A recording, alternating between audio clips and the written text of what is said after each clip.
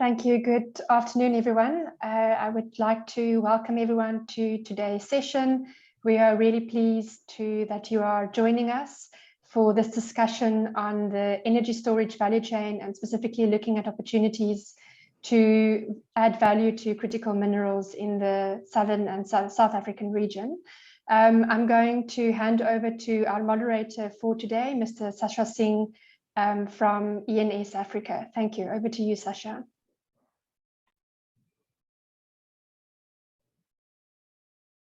You are on mute. Okay. Good afternoon, everyone. Thank you very much for joining the session. It's the Energy Storage Roundtable session focusing on critical minerals in the value chain. The purpose of this roundtable is to explore the opportunity to localize energy storage technology, given the availability of critical minerals in the value chain in South Africa and the Southern African region. The growing energy storage market presents a unique opportunity for South Africa's mining and manufacturing industry. South Africa has an abundance of some of the world's largest and highest grade resources in key metals such as vanadium, platinum group metals, nickel, manganese, copper, and cobalt. Joining us on the panel today, we will take the views of Mr. Mikhail Numerokov, who's the CEO of Bushveld Energy, Dr. Pierre Voges, who's the acting CEO of Atlantis Greentech SEZ, Mr. Bushle Zakalashe, who's the chief engineer at Mintek, and Mr. Mahendra Ruplal, who's at the Industrial Development Corporation, and he's the industry development planner. The session will be done a little bit informally. I'll ask some questions and we'll just have a roundtable discussion on some of the key issues. To start off, Mikhail, what do you see as the energy storage market opportunity in South Africa, particularly from a manufacturing and mining perspective? Well, I think the opportunity is massive. It's massive first because the domestic market is set to explode. We've already seen that in 2020, South Africa was the sixth largest market for residential batteries in the world. And in fact, it was the only 5 countries that were higher were much more developed economies. And secondfold, we've got a number of programs from government around procurement of either storage directly, such as through the World Bank and other DFI-supported program at Eskom, and the announced independent power procurement program that will actually be batteries or at least energy storage specific round. And on top of that, we've also had a number of programs that have really required storage to be part of the utility bids. We've seen, for example, there's mitigation round where all the non-gas bids that required solar or wind had very large amounts of stationary storage. And depending on how you kind of calculate and how quickly these things come to fruition, it's very likely that could actually be a top 5 market in terms of utility scale storage in the world in the next year or two. And that even excludes the requirements for the commercial and industrial space, where the recent lifting of the self-generation cap that doesn't require licensing has been increased to 100 megawatts. There's still questions about how exactly that process is implemented, but the fact that it's higher just creates a lot of opportunity. So that's just the domestic market. And one of the benefits is if you have a very large domestic market, there's an opportunity to create supply chains that could be scaled up and thus used for exports. And I think it's already been stated what kind of minerals can see benefiting from that. Basically, any kind of mineral that is used in the energy storage value chain. And the benefits are on the extraction side. So yes, it's actually even before that on the geology side. So we can do a lot of more exploration around these key minerals, such as vanadium, such as nickel. Also, aluminum is quite heavily featured in storage, and manganese as well. But then you've got mining and extraction. But then you can also take that and say, look, I think we've got enough scale where we're not just going to take some of these raw materials and export them, but we can beneficiate them further, and we can beneficiate them into either specific, let's say powders or components that go into stationary storage technologies, or maybe even into components of these technologies themselves, whether it's an electrolyte or some sort of other value-added product. But then that can be taken even further, and maybe even the assembly and thus of these systems can be done in South Africa to some degree, where actually a large portion of those components are sourced locally. And then actually, to me, is how you get from something that's just called assembly to really manufacturing, where a lot of the local components are domestic. I don't think that there's a requirement that to be 100%, but definitely on some technologies we can get to 68% local content for domestic use, and then probably participation in the global supply chain as well. So that would be my thinking on that opportunity. Thanks very much, Mikhail. I think you just touched on mineral beneficiation, and on a note, perhaps I can ask Bushveld, what role do you think that mineral beneficiation has to play in the value chain in relation to energy storage in South Africa? Many thanks, Sasha, and many thanks, Mikhail. On the mineral, of course, the mineral beneficiation is more or less at the heart of all of this in terms of the value add. So of course, you start with the exploration, the mining, and then the next step to getting this high value is the mineral beneficiation. And you'll start then with the minerals of interest that you have mentioned, that of course we have high abundance in South Africa and in Southern Africa. And we have a number of technologies that are in place that have been developed in South Africa on the beneficiation of these primary minerals. And of course, as you might be aware, the major cost component of battery systems is the battery precursor materials, and that comprise approximately 80% of the cost of producing battery systems.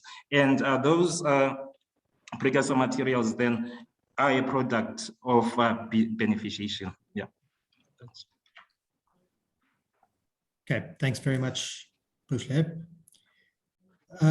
Perhaps a question for Pierre. How do you see the private sector participating in the rollout of energy storage in South Africa?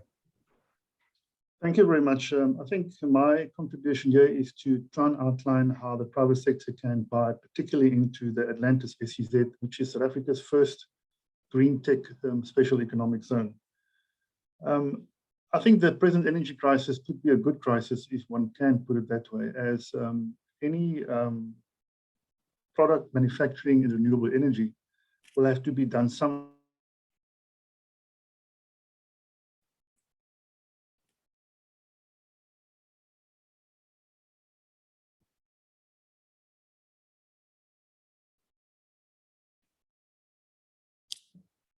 I seem to have lost Pierre. Is it just me?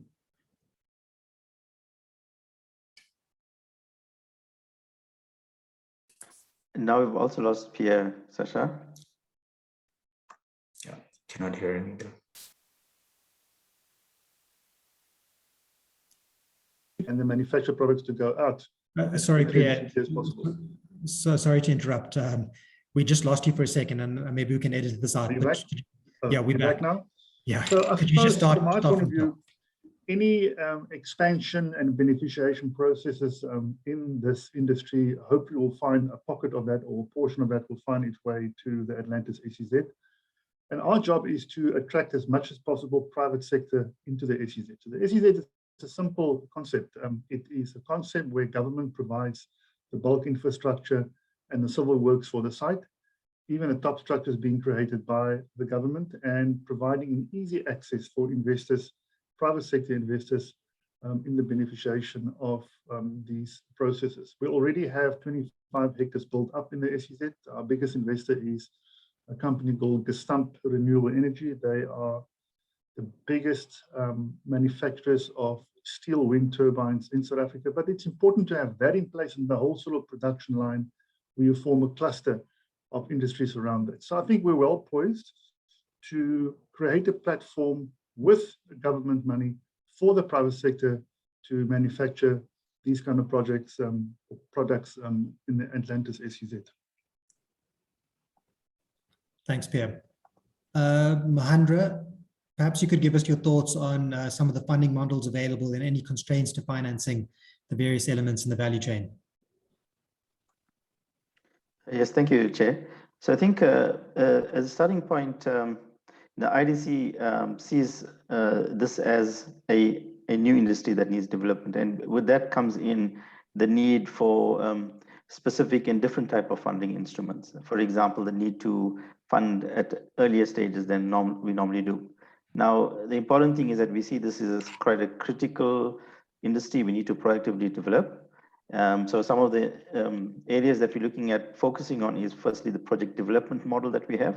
So it's a project financing at early stages, at putting in money for things like feasibility studies and pre-feasibility studies. And as an example, we've partnered with Bushveld to do feasibility studies in the vanadium redox flow area. In addition to that, Bushveld mentioned the precursor materials, which is also an area that we identified as strategically where we want to influence from a funding perspective. We've got 3 projects in that regard where we're funding the feasibility studies also. So I think that instrument itself is quite important because you need to be able to fund projects at an early stage to get them bankable. That model is based on us providing project development funds during pre-feasibility and bankable feasibility studies at risk, which is what's required to develop the projects. And our requirement is then we will secure an equity stake. At project financing, we will then look at providing both debt instruments and equity funding for such projects.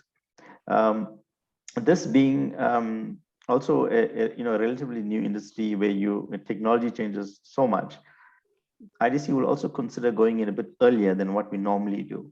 Typically, we would like to come on board and with funding at a commercialization stage onwards, but in this area, we'll even consider going a bit earlier, pilot studies, etc., supporting research to an extent if required. Thank you, Chair. Thank you, Mahendra. Bushveld, have you got any views on what research innovation is needed to develop the industry in various stages of the value chain? Absolutely, Sasha. So the Department of Mineral Resources and Energy, together with public sector and also with private companies, looking at the entire value chain, starting with the geology. Of course, it's very important to map out these minerals of interest in South Africa and in Southern Africa. Of course, we know that we have lots of them, but it's very important to map them out. And of course, then the Council for Geoscience is very active on that. And then when you go a bit downstream, then on the actual beneficiation, then you have Mintek. They're quite active, as I've mentioned, on the precursor materials. Also, the universities in South Africa are working, of course, closely with Mintek and other companies at this stage of processing. And then once you have these precursor materials, you also then go a bit downstream to the actual then battery components. And for that, the Council for the CSIR in Pretoria is quite active. And you can see then that entire value chain is taken care of here in South Africa and in Southern. And of course, we're also partnering with other institutions in Southern Africa. So this is something then that is more or less is a little bit comparable to what they have, for example, in Europe. They have a battery 2030 project, which is a huge project that is looking again at all those stages of processing. And of course, with the EU, then the other interest they have is on recycling. Of course, in the future for South Africa and Southern Africa, we'll also look then at that circularity. But I think the main focus now is on primary resources. So more or less, that's the landscape in Southern Africa in terms of R&D. Thanks. Thanks. So following on from that, Mikhail, have you got any thoughts on potential barriers to a successful rollout of energy storage? Well, I guess you need to think about it. I mean, there's always barriers, right? I guess the question is, which barriers are maybe just general, so they're just barriers that would be common to any industry or any industry that is similar in terms of maybe the power sector, and then what things are specific to storage itself. So if we think about kind of general, let's say, barriers, certainly we've, and I think we still have to some degree, maybe a difference in expectations on how large the how quick the ramp up in storage deployments will happen in terms of the regulatory perspective. I think we've seen, and I'm trying to pick my words carefully here. I think we've seen quite a bit of change from government in the past maybe 2 years in the approach to storage. For example, prior to the IRP 2019, we hadn't even seen storage factored into the resource planning of the country. So when electricity supply and demand was modeled, that wasn't even considered as a viable option. And then I think the government kind of realized that the technologies are much more advanced, much more competitive, and the use cases have been proven elsewhere. So that has been a positive. But I think we still struggle with things like, can we use storage for multiple uses? Can we monetize both how storage maybe supports, let's say, generation, but also how it supports a reduction in expansion of transmission assets, and not to mention even on top of that, the value that it can provide on the distribution. So not only kind of supporting the ESCOM power system, but also the networks that are managed by the municipalities, and actually combining those two. So there's actually value to deployed storage that captures all of that. And the barrier is that it's right now extremely difficult to monetize all of those benefits, and they're not even modeled correctly when we do integrated resource planning. So I think that's kind of a barrier one on the regulatory. The second I've kind of mentioned, which is I think that the change in the regulations around self-generation. So even when you get away kind of from the utility side, what are the requirements there? I think the good news is that change is happening already. So it's actually becoming, I think, easier to deploy self-generation, which helps to support storage. But it's still change, and investors and developers and manufacturers, they want certainty. So until we have predictability, I think that of regulations and of the market, that's going to continue to be a barrier. And then the third one is, I think we still have, from a regulatory perspective, a tariff structure, and this is specific to storage, that isn't fully cost reflective. And in a way, it actually limits how much storage specifically gets deployed by the private sector. So for example, a time of use tariff is a very good signal to force the private sector to change its behavior of how and when it consumes electricity. And that can actually incentivize what we call behind the meter uses of storage. So where customers, rather than ESCOM or a municipality, has to deploy batteries or other types of behind the meter storage, this is where individual customers would do that. But they need to have signals. So a signal could be a fairly, a more extreme time of use tariff, or in some cases, just having one. So a lot of residential customers, for example, don't have that. So a municipality will be charged a time of use tariff by ESCOM, but because they don't have certain types of meters, they actually cannot pass that time of use difference to their customers. So as a result, the customer is not incentivized to behave any differently in terms of how and when they consume electricity. So that creates kind of a mismatch between how ESCOM performs and then how municipalities perform. And it's kind of a regulatory challenge that's specific to storage. There's probably more, but I just wanted to stress that there's these two types of categories, both from the things that are common to other sectors and things that are specific to storage itself. And this, I think that was an example on the regulatory side. Okay, thanks for that, Mikhail. Yes, and we've noted that the regulatory framework is opening up in a way. As you mentioned, the restrictions on self-generation IPPs are becoming wider. There's now much better opportunities for IPPs to participate, and energy storage will play a role in that. Pierre, do you have any thoughts on barriers coming from a special economic zone perspective?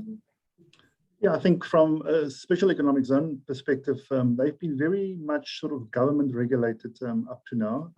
They've also had a very sort of social objective. And I think a number of SEZ in South Africa have battled. Now, we have adopted a very, very commercial approach to the development of a special economic zone. And I think a couple of SEZs are trying to follow suit.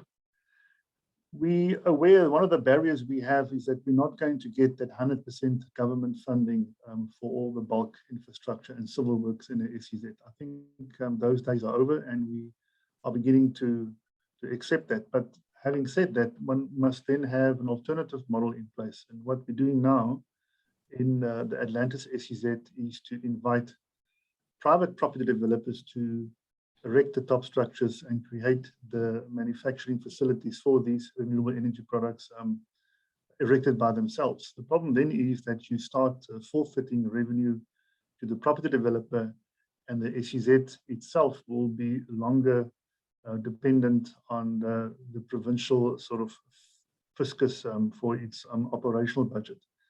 But what is happening at the moment is that there is a serious lack of money at the national level. I don't think it's a bad crisis again. I think it makes you think creatively. It's a huge barrier.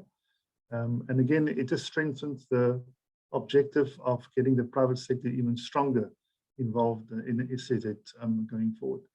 To me, at the moment, that is the most serious barrier. The other barrier that I do see as well is also financially related.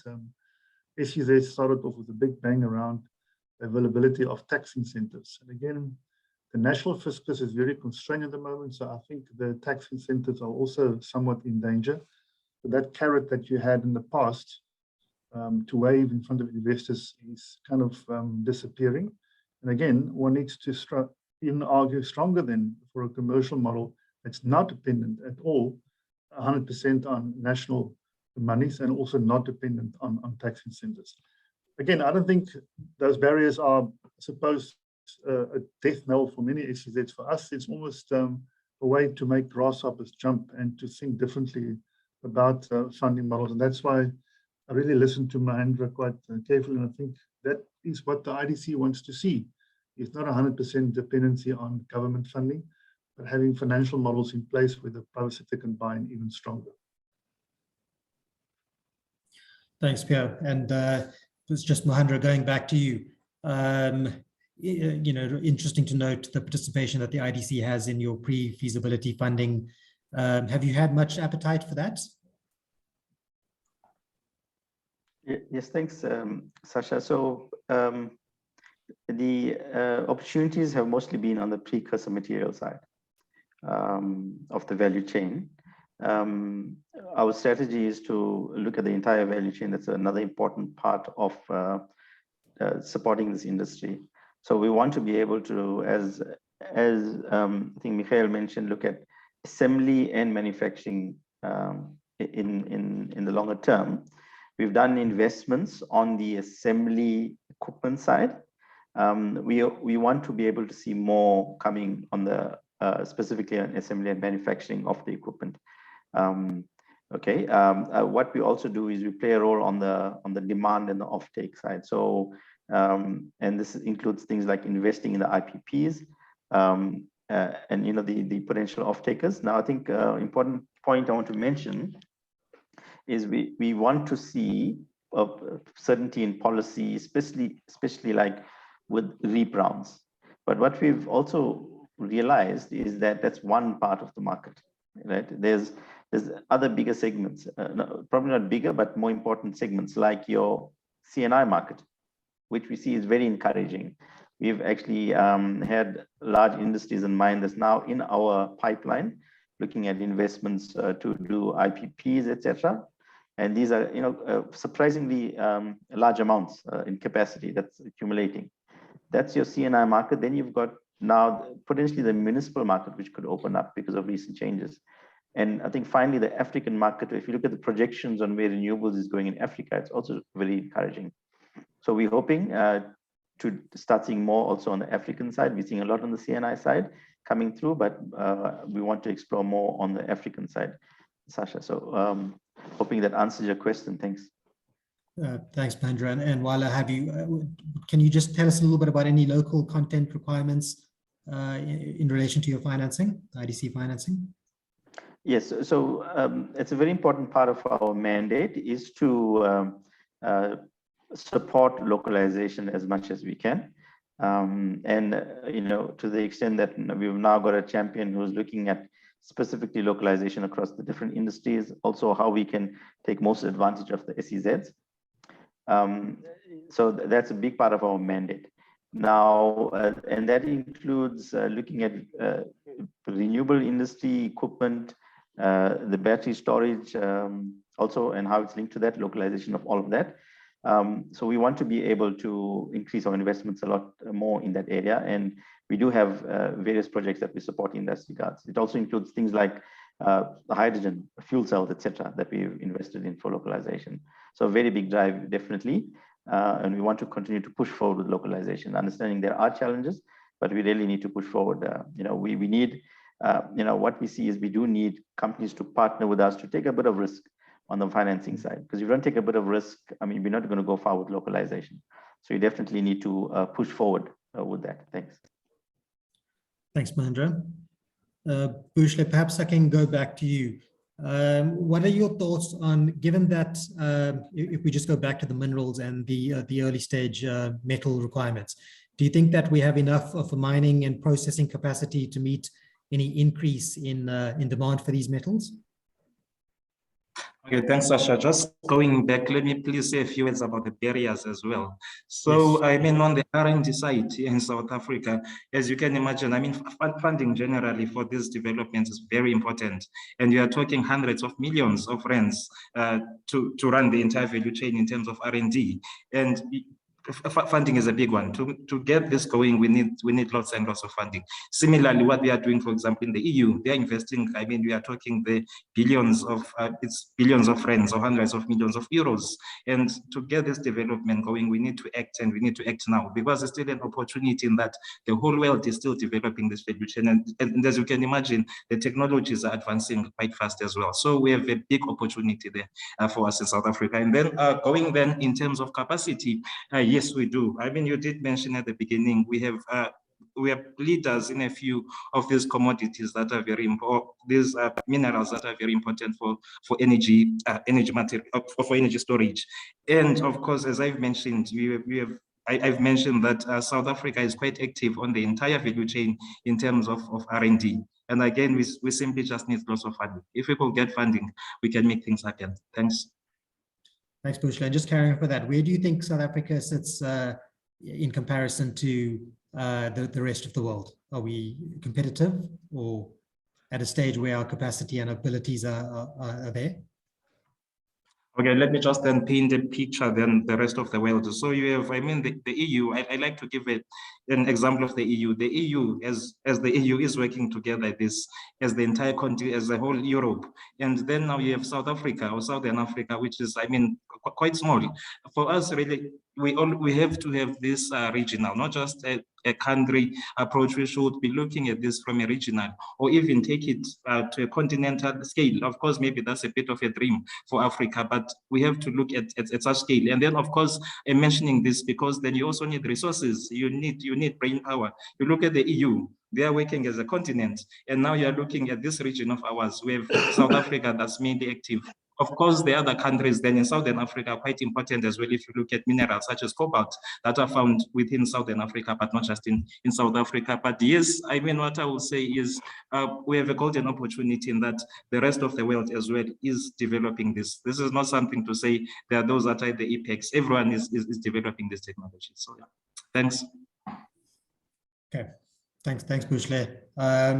Mikhail, I think you've touched on this a little bit, but what specific role do you see that the private sector will play in the rollout of energy storage in South Africa? Well, I think every part of that value chain, the private sector needs to be involved. You know, what role it plays is a little bit of a function of what role government plays. The bigger the role the government plays, the more reactionary the private sector has to be. The smaller the role the government plays, I think the more the private sector can and will take on. So it's always a bit of a back and forth. And I think from a government perspective, on the one hand, it's great to have support and funding and supporting regulations. On the other hand, sometimes private sector wants government to just get out of the way and say, well, let us do our thing. If you can, reduce the amount of things that we have to do the amount of requirements, then it allows the private sector to kind of move forward. And a very good example of that is on the very early stage of exploration. You know, the policies right now that require junior miners to participate. You know, I think that's actually a very good opportunity right now for a restructuring of that, because you were talking about how much capacity do we have, and one of the things about these minerals, there's probably a lot more than what we're aware of, but because exploration, I think, has been hampered a bit over the last couple of decades, it's actually one opportunity for us to maximize the geology. And the great thing about exploration is it's fairly high risk. So there are questions sometimes, you know, is the risk appetite of South African investors, you know, significant enough to actually participate in something like that? And I think that risk appetite is something that was actually mentioned by one of the other panelists as well. But if it is, the nice thing about that is it's while it's risky, it also creates really high potential returns. And so if you're thinking about some of the questions that we have in South Africa and how do we create significant value as part of our transformation agenda, you know, exploration is in some ways a little bit easier to do that than other parts of the value chain that require much larger investments to get, in some cases, smaller returns. Now, they're less risky returns, but exploration is a way for a small amount of capital to potentially return quite a bit of capital back if you find a good deposit that then can be developed further. So that's an example of where, you know, where private sector can do things differently, but it also does things differently based upon what the government would require. And what kind of regulatory requirements it would have there. But absolutely, you know, I think the risk appetite, if it's domestic, is quite important. And it is kind of taking a bit of a perspective. So in our case, for example, we're building an electrolyte plant together with the IDC in East London as Bushveld. You know, and we've thought about that without having an offtake for that. So it's not a de-risked facility. So we've thought, okay, how fast is the market growing? And also we've thought, how do we de-risk it, even though we have to make the investment? So from our point of view is we actually think the demand could be much larger than what we've been building, but we started off smaller because there is a chance that the demand may not get there. So you want to build something that's smaller, but that's easily scalable. And that's what we've done in terms of trying to manage that risk. So we make an investment, but maybe not as large as one as we would like, because we still have some uncertainty, but it's better than doing nothing. So we spent, so that's one way for companies to consider is it's not a very binary, just do I do something or do I do nothing? You can actually do something in the middle, which gives you both upside. So you can scale up if things fairly quickly, once you already have something on the ground, but you're already doing something right away as well. But if things don't happen, you're not making the full investment of maybe what you would do if you had certainty, but you're at least doing something. And that at least creates positive momentum. It creates some investment. And again, gives you a much quicker opportunity to kind of, you know, put the car into a higher gear if in fact some of your assumptions become better validated. And in our case, for example, the way that we've mitigated that is by saying, you know what, let's assume in our financial model that we will ramp up over time rather than, you know, immediately in the first year we'll get to full utilization. So that means that we've tempered our expectations on the returns, and we need to make sure that those, you know, returns with those lower expectations can actually happen. And if they do, then you go and you actually make that investment.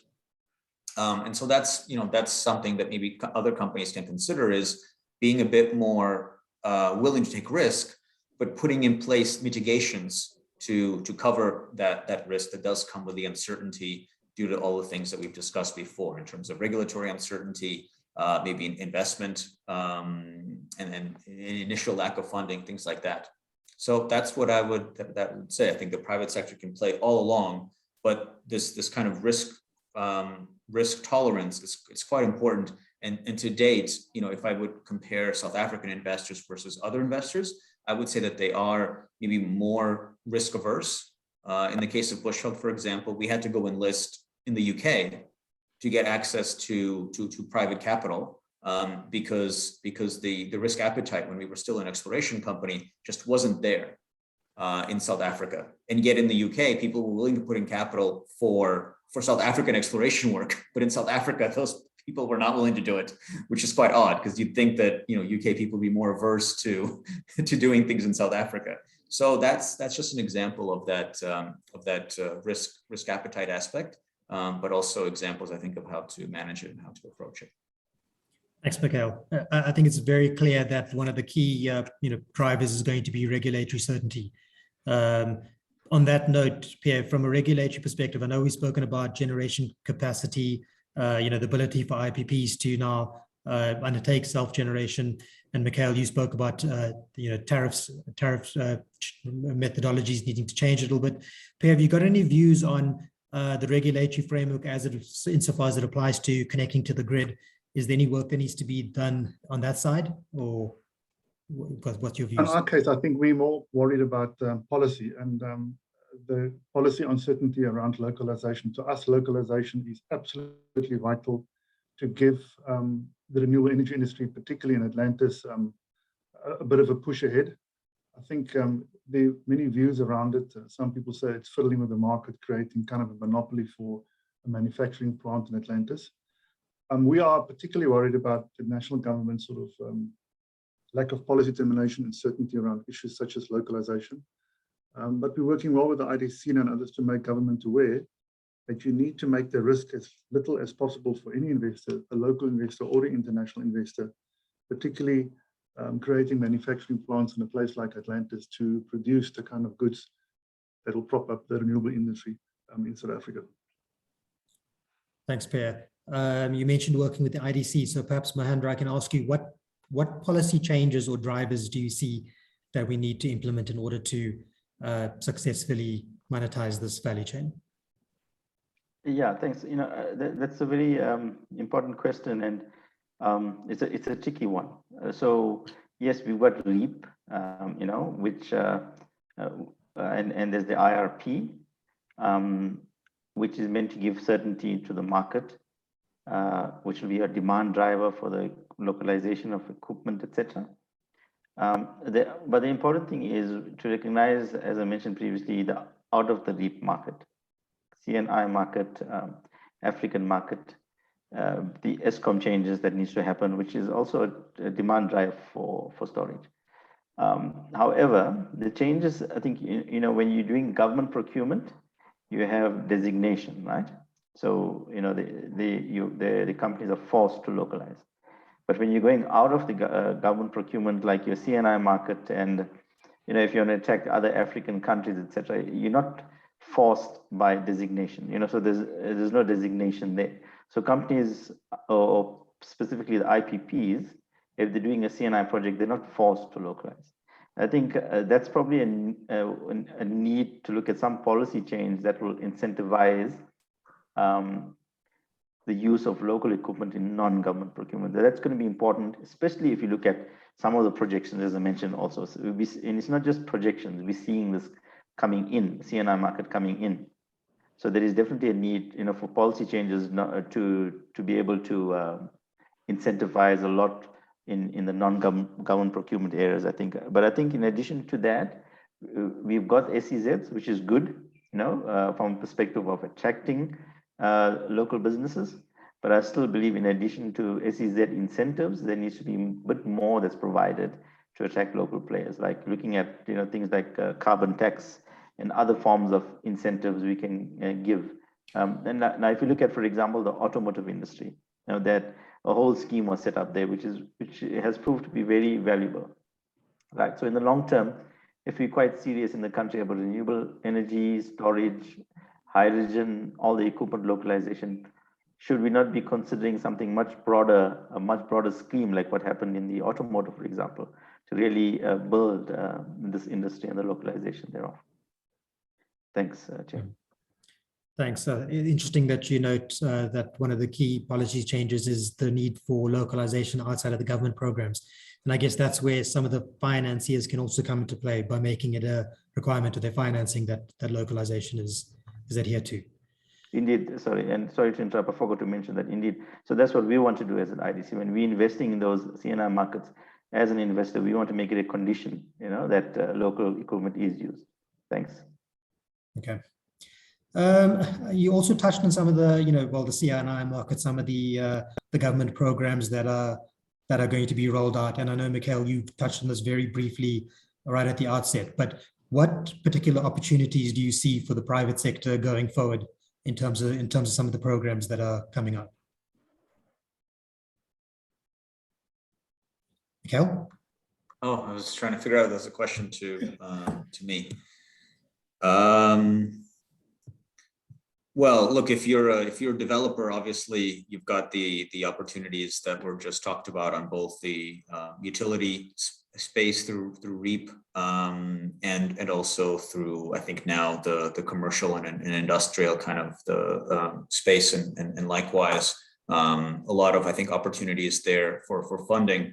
The nice thing about that commercial space is if you've got independent power producers, they don't have to be as large as the ones that come out through the REAP program.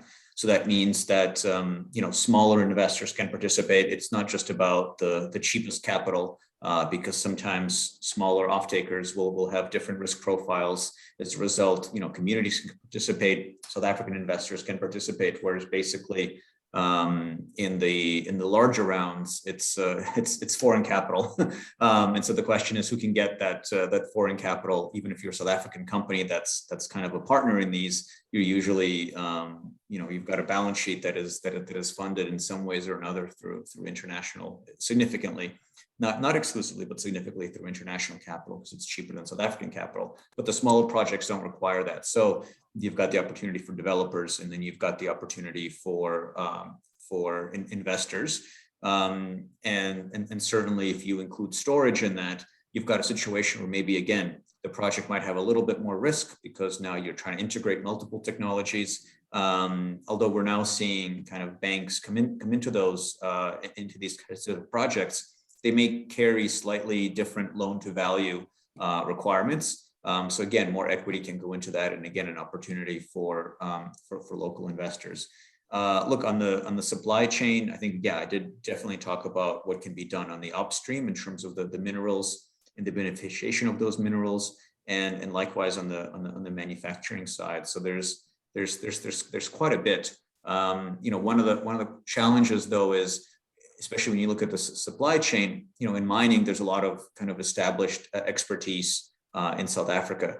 But once you get to manufacturing, and especially on things like storage, in some of the more entrenched technologies, let's say lithium ion, for example, you've already got quite a few large manufacturers emerging.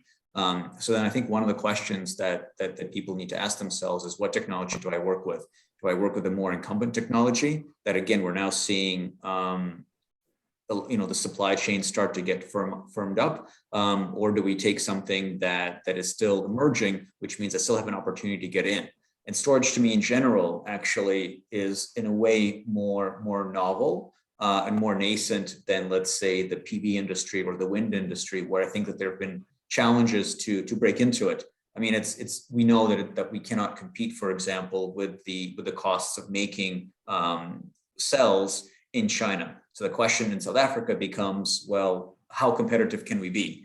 Can we be within 10% of the Chinese landed costs, or 30%? And this is where I think the questions around minimum local content or some sort of import tariffs come in to kind of create that equal playing field. But that playing field is not established everywhere.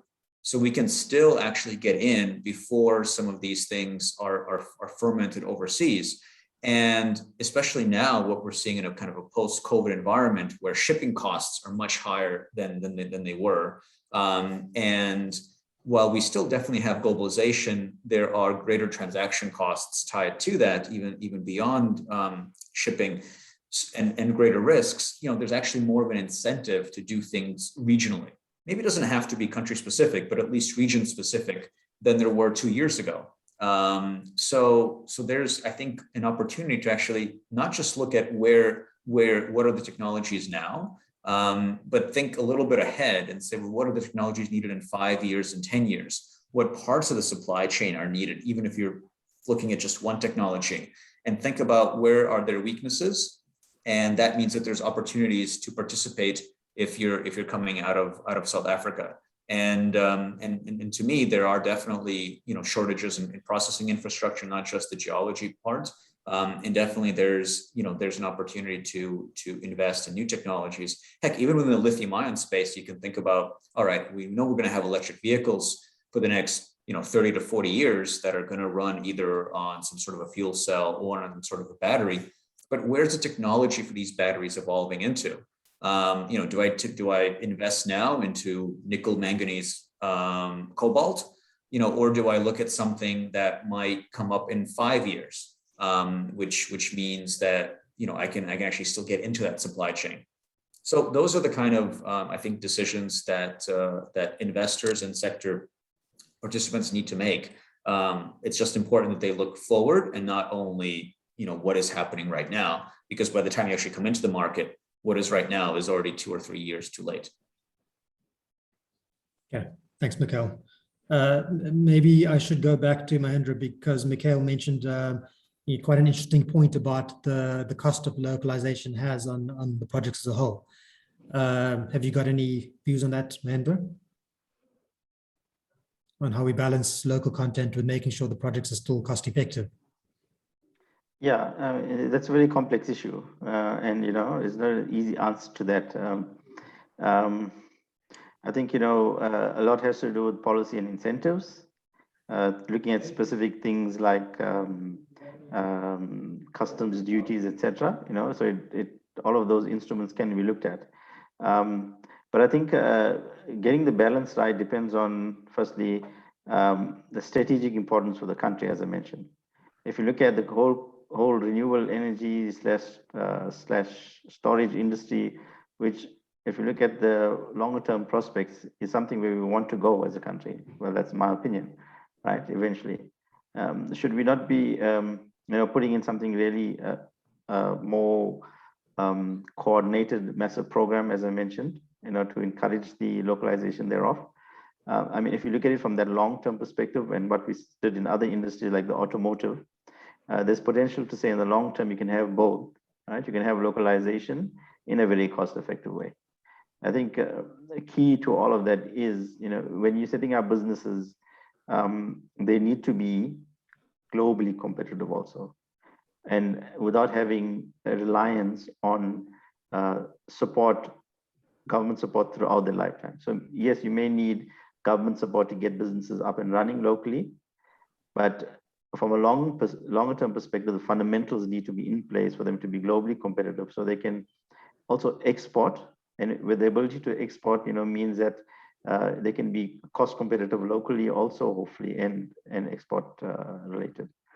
So it's I don't know if that answers your question directly, but it's getting that balance right, and it's not a very easy thing. It's a very complex situation. We're seeing the same in the REAP program, in wind localization, etc. So hopefully that gives you some ideas, but I don't think it's a direct answer. Thanks. Thanks, Mahendra. I think it is a complex issue. I started off this discussion asking about the private sector opportunities, and obviously this is it's quite a long supply chain, starting with upstream minerals and ending in power generation and supply. And Mikhail, thanks. You spoke a little bit about the value chain generally, but Bushveld, perhaps you can give me your thoughts on particularly private sector participation in the upstream and in the mineral parts of the supply chain. What opportunities? Many thanks. Many thanks, Sasha. So what's quite important, there is not just a private sector. I would say a private sector and academia collaborations, those are critical, because then they talk to a few points. They talk, Mikhail did mention the processing infrastructure shortcomings. So once we have industry and academia working hand in hand. Then we also then built on that processing infrastructure, because now there's funding, there's R&D on the other side. So that's a big opportunity. And of course, what that also talks to then, it answers a few things on the technicalities to say, what exactly are the criteria and specifications for battery materials, intermediates, and electrolytes required to achieve the required performance and life of batteries. And of course, then that talks a bit to optimization as well. So then once we have a private sector and academia working hand in hand, then you don't have an overkill, because on the academia, on the research side, you can say we are targeting these specifications, but you might find that in industry, those are not needed. So that collaboration between industry and academia becomes very important. And of course, not just then industry and academia, then it also then talks a bit to what Mahendra mentioned, that a coordinated program, that approach is also is a big opportunity. And again, the industry can play a big role to make that happen. Thanks. Thanks. Sorry, I just want to ask a question to Annalise, and this, we can edit this out. How long is the session? Is it an hour? Yes, I think we can start wrapping up. Okay, Thanks. all right. Then okay, I'm just going to ask everybody just to give some closing remarks, and I'll go into it. Okay, so so thanks. I think we're coming to the end of our session. So I'd just like to take an opportunity to ask each of our panelists if they have any closing remarks. Let me start with Pierre. Thanks. We are very, very excited about the renewable energy industry. Atlantis SEZ is built on that. And I think it's fair to say that we all believe that South Africa should really build this industry stronger as time goes by. And such an effort can only go about with a bit of an incentive and a push behind the back to get us there. I don't think it's only a program is not only piggybacking on that, but for the Atlantis SEZ, we're seeing more and more companies wanting to establish in Atlantis to serve particularly the export market, particularly in Africa. But I do believe that the word, I think, Bushli said it, and Mahendra, to have a more coordinated effort if we are serious in establishing this industry as a core industry in South Africa in the future. And then places to make these subcomponents, such as the Atlantis SEZ, will become more and more important, not just for domestic use, but also particularly, I think, for the African market, which is a booming market on our doorstep. Thank you, Pierre. Mikhail, have you any closing remarks? Yeah, I think maybe a few points. So one, and Pierre just mentioned it, I think it's important to think about, not just the local market, but also exportability of what we're doing, that kind of guarantees that there's a level of competitiveness, and that whatever we do caters to not just a market of 60 million people, but a market of 7, maybe 8 billion people. And I've always said that it's better to have 1% of an 8 billion person market than to have 100% of a 60 million person market. So that's just one way to think about that. As well, I think that I spoke about the risk appetite, and certainly I think that what Bushveld is doing in the vanadium supply chain is an example of that. You need to be aware of risk. You need to manage it. But if you're trying to create something new and to be a leader and establish a supply chain, you need to take some risk. I think that that's a signal for both the private sector and I think also for government as well. When you're thinking about how to support, what to support, there needs to be a bit more of I call it a venture capital approach, where you look at a portfolio of things that you support, you realize that maybe 1 or 2 of them may not play out, and you accept that. But then you expect that 1 or 2 of the things you really support are going to blow up and really be massive successes, and maybe a couple of them will be okay. And that's kind of the approach that's needed. It's not just picking 1 or 2 winners. You need to actually bet on a number of approaches, and I think we're starting to see that. But I think that's also important. And then finally, I would just say that integration is important, or coordination. I think that was a point. I think it's good to see some of these master plans that are coming out. That is a way to, I think, coordinate within a sector, within an industry. And you've pointed, I think, around the automotive sector that was discussed. for me is always a question, well, how do the master plans of different industries, come together? How does a steel master plan relate to an automotive master plan, to renewable energy, where one might be pushing, well, we need more, more support for domestic steel players so that the prices can be higher. Whereas the renewable energy sector might be pushing, well, we need lower prices because then we can't, localize some of the supply chains in that sector. And so then they start to kind of almost speak against each other, even though within one sector, there's a lot of buy-in and rationale for that. So I think those would be some of the points that I would point out. But definitely extremely bullish on the opportunity in South Africa, and I think with kind of a more united market in Southern Africa and Africa overall, certainly a lot of export opportunities over the next 10, 20 years too. Thanks, Mikhail. Let me hand it over to Mahendra for closing remarks. Thanks, Jay. I think in my closing, I want to emphasize the importance of partnerships in this area. I think, as I mentioned previously, we need to push forward. We have critics, about renewable energy, etc. But, people like me, and I think there are people around this panel who believe in the future of renewable energy needs to continue pushing forward, but we cannot do it alone. So to me, the role of partnerships is very important. And this will look at partnerships on the financing side, for example, partnering with other DFIs, global DFIs. We partnering with KfW to look at bringing concessional debt, grant funding.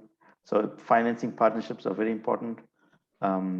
Partnerships with government entities to influence and talk with one voice on policy, that's very important. And I think public-private partnerships on projects to co-fund projects, to partner on an equity basis is also very important. So, to push forward and succeed in this journey, we can't do it alone. We need to partner, and we need to coordinate our efforts. Thank you. Thank you. And lastly, Bushveld, any closing remarks from your side? Thanks, Sasha. I did like the points that Mikhail raised, where you're saying then you're looking at how one sector impacts the other sector. Of course, on the R&D side, we're looking at that. For example, we are not just looking at energy storage, we are looking at renewable energy then in totality. And of course, there you also expand then the minerals. Now you're not only looking at energy storage minerals, but now you expand to look at renewable energy minerals, which includes, for example, rare elements, which are also, of course, very important, which are also found in abundance here in South Africa and in Southern Africa. And then in closing, then the overall message from my side is that South Africa and of course the region, Southern Africa, have much to offer and can play a big role in technology development and manufacturing related to energy storage. Thanks. Okay, thank you, everybody. And I'd just like to thank each of the panelists for their time today. I think it was a very interesting and informative discussion. Thank you. Thank you very much. Thank you very much. Thanks for having me and us. Thank you very much. Thank you, everyone. I will share with you the details of the recording and when it will be screened, and also a flyer that you can then share with your networks to listen in on Thursday when it will go live on the platform. Thanks very much again for participating. Thanks, Annalise. Thank you. Great. Thanks everyone. Cheers. Thanks. Thanks, Annalise. Thank you. Cheers. Bye. Bye. Bye-bye.